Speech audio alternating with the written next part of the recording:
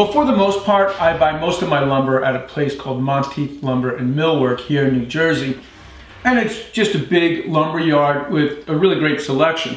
But the other day I was at a home store just picking up some supplies, and I was walking through the lumber aisle and I came across this piece of tiger maple. Some people call it tiger maple, some people call it curly maple. It's really the same thing.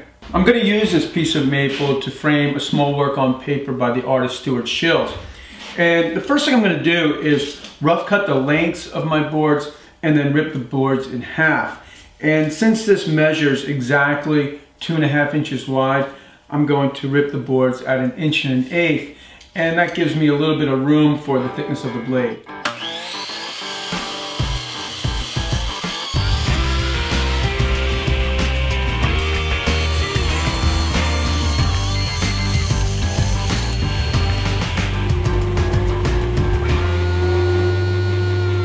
I've ripped the molding to size and I've run it through the sander, and it's nice to be able to have a sander like that for curly maple because you tend to get a lot of chip out with this material.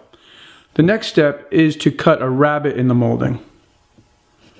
And basically I really want about 1/8 inch by 1/4 inch, and I'll cut this out on the table saw.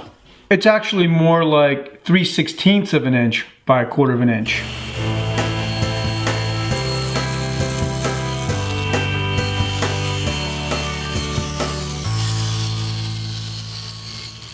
Well, I'm kind of cruising through this video because I've made a lot of frame videos, but this one's a little bit different because the frame needs to have a rabbet because the artwork is behind glass and not floating in the frame. Now, the most important measurement, or the measurement you need, is the inside measurement. And I generally hold the tape at 1 right at the inside of the miter, and I then make my mark on the molding. But you need to remember to add 1 inch to your measurement, otherwise you'll be 1 inch short, and I've made that mistake before.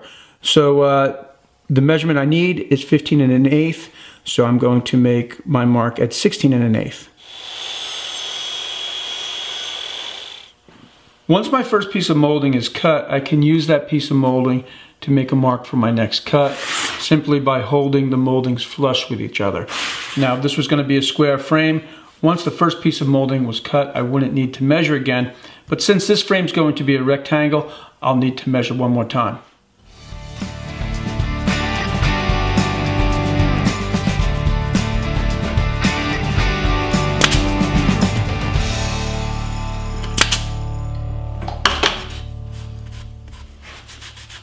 I like to use plastic wood filler when I'm working with maple, and that's mainly because it's just a good color match.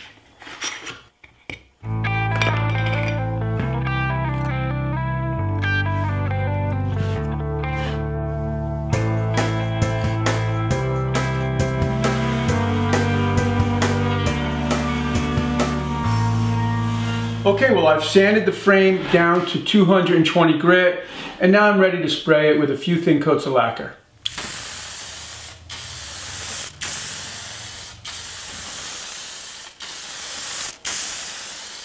Well, I just got back from the framer and I couldn't be happier.